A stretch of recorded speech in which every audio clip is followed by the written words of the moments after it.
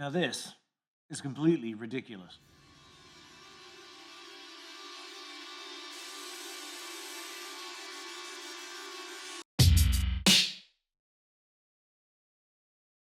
My name's Taps. This is 0102 Studio, and this is a review or a gushing about the Founder 120H theater package from Paradigm.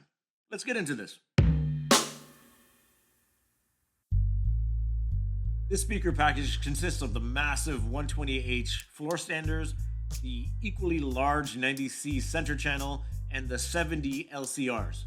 When Paradigm reached out for this review, I was like, yeah, sure, I'll totally do it. Only caveat is I sold my receiver last year, so I don't really have anything to power them.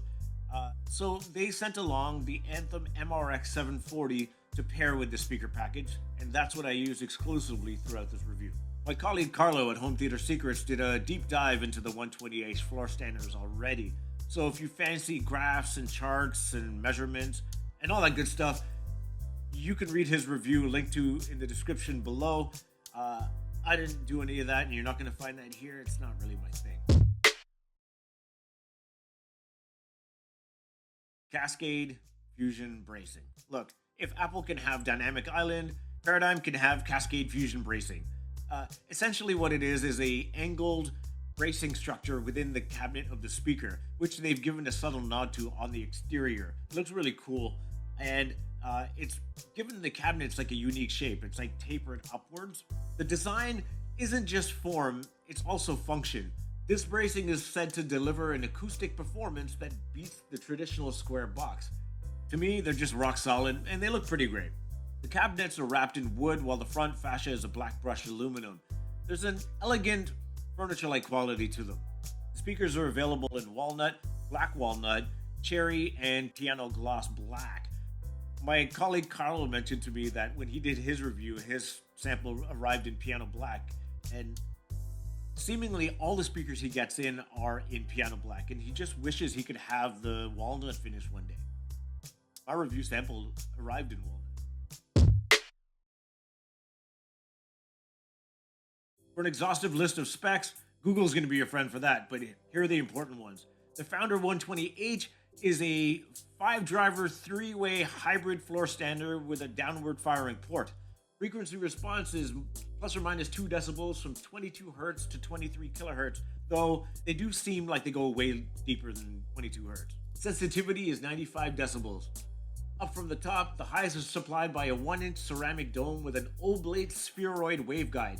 The waveguide aids in controlling the horizontal dispersion coming from that driver. A perforated phase-aligning PPA tweeter lens covers the tweeter and helps with all the frequencies from the driver to arrive to the ear at the same time.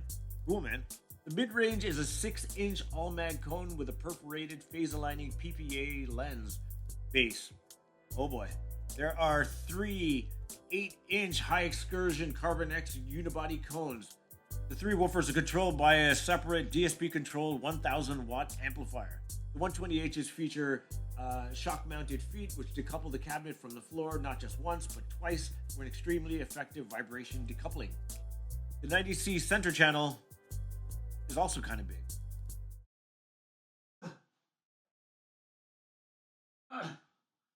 Oh my god, oh my god, oh my god. Oh my god. Oh, that was heavy. Oh. This, oh,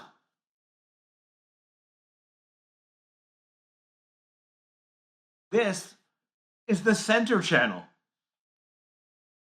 Look at the size of this thing. This is the center channel for the Founder series. Holy balls. This is what took up basically all the space on our TV stand. And because I hadn't mounted our TV yet, I put the TV on top of this guy. It's a 4-driver, 2-passive radiator, 3-way center channel with a sealed enclosure. The 1-inch all-max ceramic dome with the same oblate spheroid waveguide and a perforated phase-aligning PPA tweeter lens. The mids, that's a bit different than the floor standards. It's a 6-inch all-mag coaxial driver. The base cones are 7-inch high excursion Carbon X unibody cones, and the two passive ones are exactly the same, they're just passive. Frequency response is plus or minus 2 decibels from 55 hertz to 23 kilohertz. Sensitivity is 94 decibels, and it's 48 pounds. The Founder LCRs are a 4-driver, 3-way, sealed enclosure, bookshelf, stand mount speaker. For highs, it's the same as the other speakers. It's a 1-inch ceramic dome thing with the oblate spheroid waveguide thingamajiggy and the phase aligning tweeter lens. The mid-range is the same as the center channel. It's a 6-inch coaxial cone, while the bass drivers this time are 5.5-inch versions of the Carbon X unibody cones. Frequency response on the LCRs are plus or minus 2 decibels from 79 hertz to 23 kilohertz. Sensitivity 92 decibels, and they're 30 pounds. As the name suggests, the 70 LCRs can be used as mains paired with another as a center, giving you a left, center, right configuration. And so long as you pair them with a subwoofer, you should be treated to a really good system. The Anthem MRX 740 is an 11.2 preamplifier, 7-channel amplifier AV receiver. It's rated at 140 watts power continuous into 8 ohms. It's Dolby Atmos, DTS-X, and IMAX enhanced. Includes ARC, HDMI 2.1, 8K upgradable. So you're pretty much covered off. It's an amazing full-featured receiver. It looks great and satisfyingly different than everything else on the market, and it has the potential to be as easy or as complicated as you want it to be. Setting these up is a whole thing. Starting with the 120H floor standers, they need to be set up as a pair, and out of the box, they all come out as left channels. So you connect a micro USB to the one that's in the right position, and then you go on to the Arc Genesis app and you say, hey, that's the right speaker. It'll figure out which one the left speaker is. It'll pair them together and you're off to the races. Once that's done, you need to set up the rest of the speakers. Arc setup for a full set of speakers is rather involved. If you're not new to AV receiver setup, the Arc setup is seemingly as easy to set up as others, though novice users would benefit from having someone with some experience setting these up on your behalf. I personally set these up wrong the first time, and it wasn't until I got on the horn with Paradigm that I figured out what I did wrong. Essentially, Arc sets the cutoff points a little bit too high for a bass head like me. Specifically for the 120Hs, I ran them full range for the majority of this review. There's actually a setting in the Anthem receiver that's like a super sub setting where you can run the tower's full range and then still have a subwoofer in play for certain applications. The 120Hs dig way lower and cleaner than my tiny B&W 610, so I left it off most of the time. Oh my goodness, this is the best system I've ever heard. These aren't bright speakers, but boy are they clean. They do a great job of sort of treading on the line of precision without sounding clinical in any way. Compared to the more budget-tiered speakers that I have in my home, the level of clarity and imaging is incredible. Center imaging was spot on, but the off-axis listening was good too. Every song was like a remastered version of the original, if that makes any sense. There's just way more detail, and I can hear the stops and starts of notes and drums and kicks and snares more than I ever have with any other speaker. The mids, without looking at any charts or graphs, were slightly on the warmer side of neutral. What I quickly became aware of is I loved hearing vocal tracks through the 120Hs. My wife loves Lana Del Rey, and that track, Young and Beautiful, deserves to be heard at like unruly volumes. With my wife sitting on the optimum position on the couch and me standing like 7 feet back off axis, the sound still filled the room. Given the sheer size of these speakers, and with enough amplification, you could fill a decent sized room. If anything, I'd say that the 120Hs err on the warmer side of neutral, just slightly. They're just really clean overall. Also, as the volume increases, it just increases. There's no sense of distortion at all to my ears. This is the best bass I've heard on a speaker ever. It's about as full range of a speaker as I can think of. Paradigm does state that the speaker goes down to about 22 hertz, but it feels like it goes deeper in my room. And when you do push things loud and the bass does go deep, the bass still stays taut, it still stays powerful, it doesn't get floated or flubby or any of those things. It's just really, really good bass.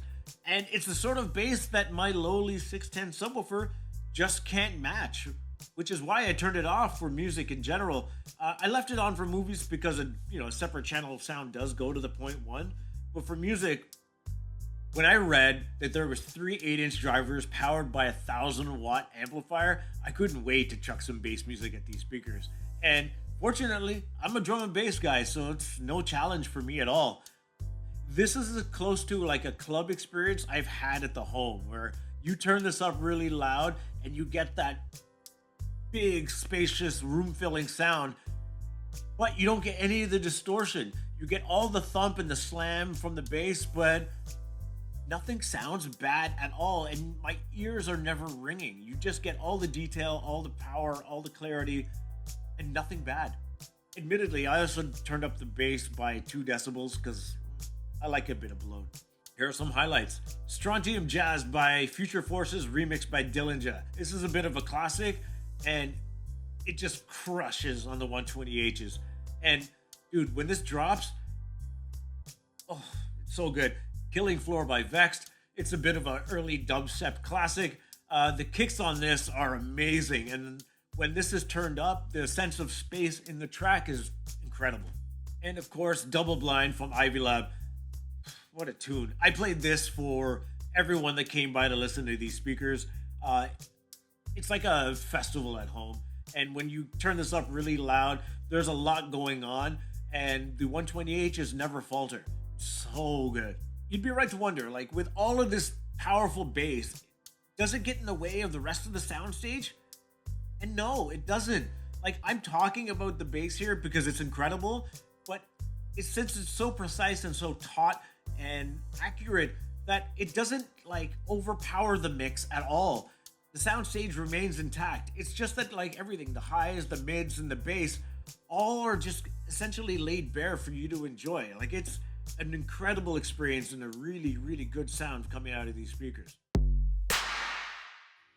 I fell madly in love with the bass prowess of the 120H floor standards, but it brought to light sort of the deficiency in my system. The Bowers & Wilkins 610 subwoofer, it's a good subwoofer, but it's a good subwoofer for smaller speakers. But pair it with something like these, it feels like there's something missing within. Like, you'd want a subwoofer that's befitting of the system, preferably something 12 inches or bigger with a decent amount of amplification, and most likely 2.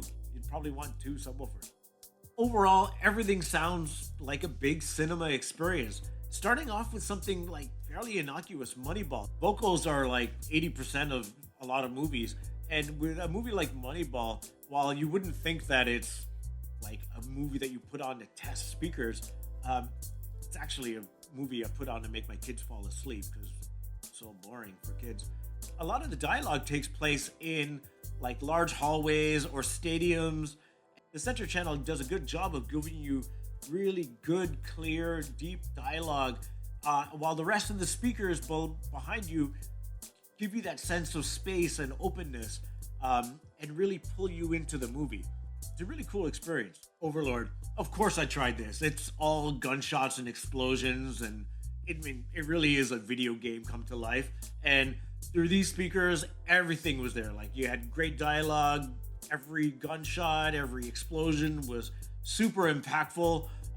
Again, the only deficiency was my sub, where it just kind of felt like it struggled to keep up with the rest of the speakers. But with the towers set to full range, I felt like I didn't really miss too much. Gravity. This whole movie sounded amazing.